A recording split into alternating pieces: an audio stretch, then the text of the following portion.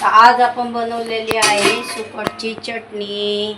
हे बघा, तुम्ही पण बनवून बघा, खूप टेस्टी लागते। तर चला बनवूया। कढीपत्ता घेतलेला आहे, 5 कांदे आहेत, 2 टमाटर आहेत, कोथिंबीर आहे, लसूण आहे, मिरची आहे आणि इकडे बघा छानशी सुकट घेतलेली आहे। हे बघा आपण सगळं कापून घेतलेलं आहे। आता इकडे तवा ठेवलेला आहे, आपण मिरची आणि लसूण भाजूया।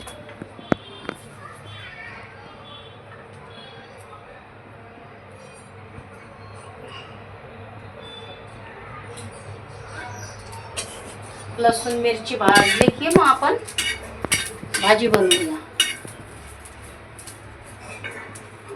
हे बघा आपली मिरची पण भाजलेली आहे आणि आपला लसूण पण भाजलेला आहे। आता एका प्लेटमध्ये काढूया आणि हा तवा खाली उतरून घेऊया आणि त्याच्यावरती कढई ठेवूया।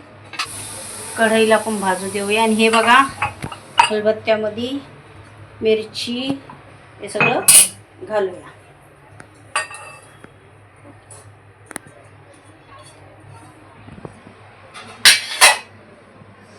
त्याच्यामध्ये बघा अर्धा चमच मीठ पण घालायचं बरोबर, बाकी मिरची एकदम भाजून निघेल। हे बघा आपण इकडे कढई ठेवलेली आहे, आपली कढई तापलेली आहे। आता आपण याच्यामध्ये तेल घालूया।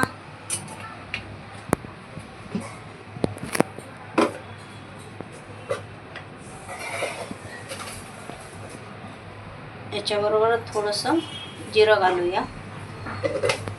जिऱ्याला थोडंसं भाजून घेऊया 1 मिनिट।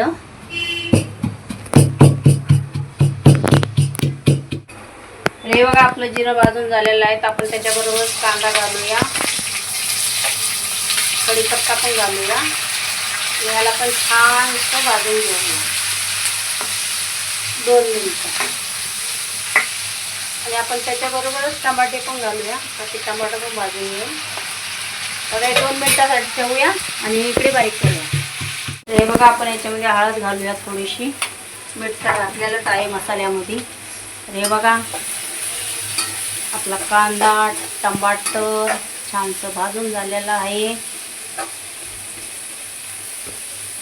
बघू शकताय तुम्ही।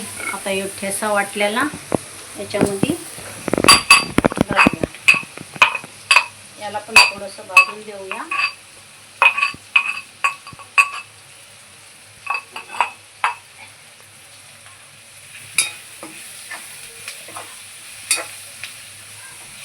याला पण थोडंसं भाजून घेऊया आपण।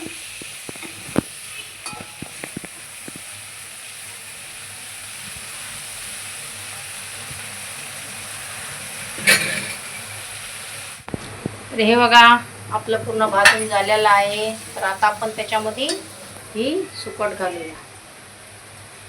आता याला छानसं मिक्स करून घेऊया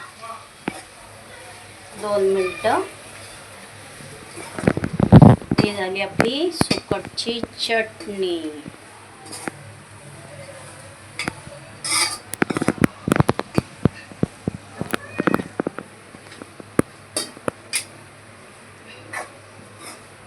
बघू शकताय तुम्ही, बनवून बघा, खूप टेस्टी लागते। का की आपण हिरव्या मसाल्याचा वापर केलेला आहे ना।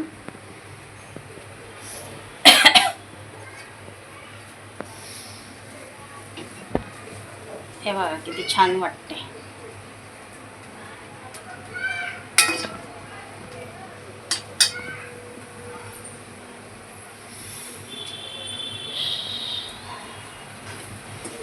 चला मग आता आपण गॅस बंद करूया।